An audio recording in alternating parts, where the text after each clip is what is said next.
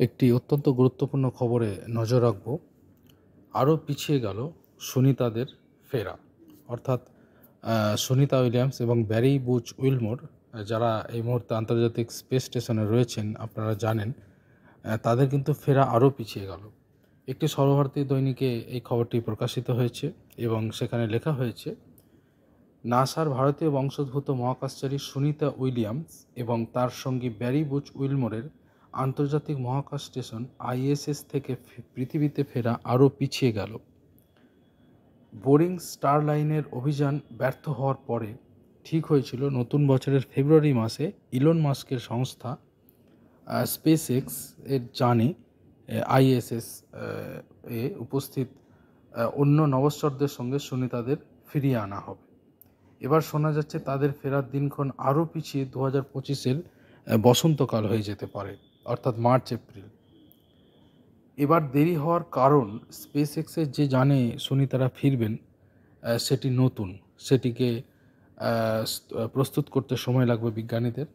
এর ফলে গত 5 জুন অর্থাৎ 2024-এর 5 জুন আপনারা জানেন মহাকাশের উদ্দেশ্যে যাত্রা করেছিলেন 5 জুন সুনিতা উইলিয়ামস এবং ব্যারি বুচ উইলমোর।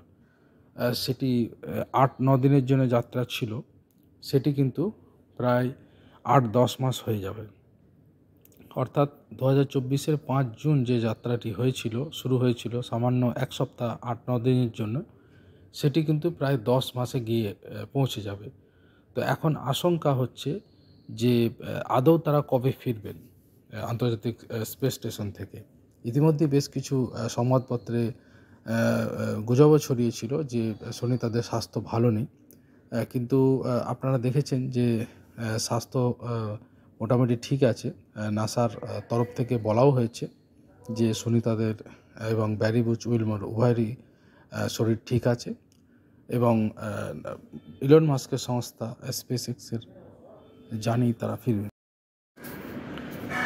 ইলন মাস্কের সংস্থার জানেই তারা ফিরবেন বলে এটা জানা গেছে এবং এই সংক্রান্ত গুরুত্বপূর্ণ খবরটি আপনারা জেনে নিলেন।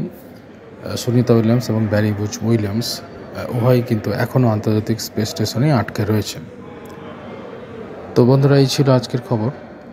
ভালো থাকবেন এবং অন্যান্য খবরের জন্য অবশ্যই যারা চ্যানেলটা এখনও সাবস্ক্রাইব করেননি তারা সাবস্ক্রাইব করে নিন। জাতীয় এবং আন্তর্জাতিক খবরের জন্য এই চ্যানেলের প্রতি নজর রাখুন।